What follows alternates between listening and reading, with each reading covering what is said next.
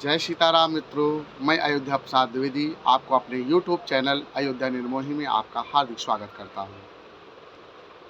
आज का विषय है ईर्ष्या सबसे बड़ा दुर्गुण है। इसी संदर्भ में मैं आपको एक प्रसंग श्रवण करवाता हूँ।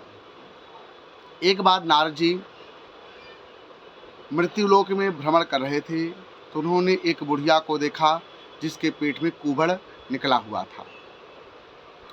नारद जी के मन में आया कि यदि इसका कुबड़ ठीक कर दिया जाए तो शायद यह जीवन में सुखी हो जाएगी। इस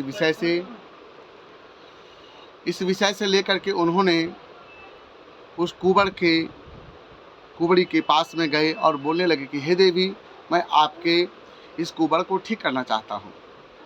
तब उसने जवाब दिया, हे नारद जी, यदि आप मेरे कुबड़ को ठीक करना चाहते हैं तो मेरे मन में उसके पहले एक और इच्छा है। यदि आप वह पूरी कर दे तो निश्चित रूप से मैं पूर्णतः सुखी हो जाऊंगी।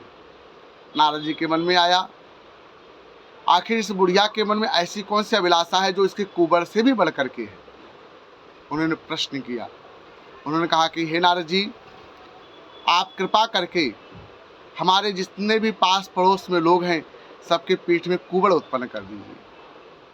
यह सुनकर के मन में बड़ा विस्मय हुआ, बड़ा कष्ट हुआ कि देखो, यह बुढ़िया अपने दुख को निवारण न करने के बजाय वह अपने पास पड़ोस के लोगों के जीवन में जो दुख स्वयं भोग रही, जिस पीड़ा को स्वयं अनुभव कर रही है, उसी पीड़ा को वो अपने पड़ोसियों के जीवन में देखना चाहती है। ये कैसा विचित्र वातावरण है। नारद जी ने जानना चाहा कि आखिर उसके मन में यह भाव कहाँ से उत्पन्न हुआ, कैसे उत्पन्न हुआ। कहती है बुढ़िया कि जब मैं अपने घर से बाहर निकलती हूँ तो अनेक प्रकार के मेरा अपमान और मेरा मजाक बनाया करते हैं।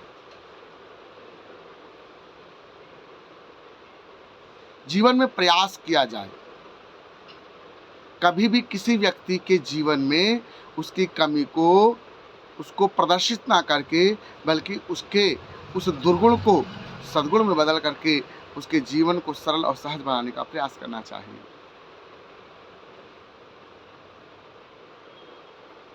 सुदामा जी ने अपने जीवन में भिक्षा का यापन किया,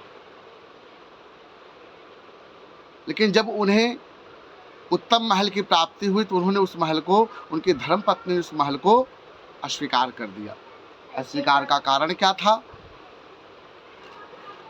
अस्वीकार का कारण एक ही मात्र था कि जिन घर परिवार के बीच में रह करके भिक्षा मांग करके अपने जीवन का यापन किया और उन्हीं के बीच में स्वयं का महल प्राप्त करने के बाद में भला उनके मन में कैसे प्रसन्नता हो सकती है। जीवन में जब मनुष्य ईर्ष्या का त्याग देता है और समर्पण की भावना को जन्म देता है, तभी जीव का कल्याण होता है। ईर्ष्या से बड़ा दुर्गुण इस संसार में कोई और नहीं है।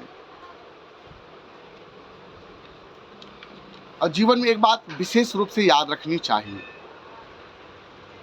आप देखते होंगे कि जब एक सुंदर बगीचे का निर्माण किया जाता है तो उसमें खरपतवार उत्पन्न हो जाते हैं और उन खरपतवार के कारण ही संपूर्ण फसल या संपूर्ण जो है बगीचा की सुंदरता नष्ट हो जाती है। ऐसे में क्या करते हैं?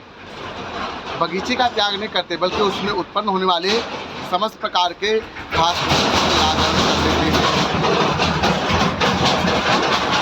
फूसों का जो है निराकरण करते हैं। वैसे ही जीवन में हमारे जितने भी दुर्गुण आए, उन दुर्गुणों का त्याग करना चाहिए। आप अपने विस्मृतियों में अगर किसी प्रकार की ऐसी वैचारिक स्थिति बनती है जो अनेक प्रकार से आपकी चिंताओं को बढ़ानी है, तो उनको त्याग करके सुंदर बातों को अपने जीवन में रखनी चाहिए और जो मन को, जीवन को तकलीफ देने वाले विषय हों उनको वहीं पर छोड़ देना चाहिए, क्योंकि यह निश्चित रूप से आपके विकास में, आपके जीवन में उन्नति में ये बाधा का काम करेंगे। बहुत बहुत धन्यवाद।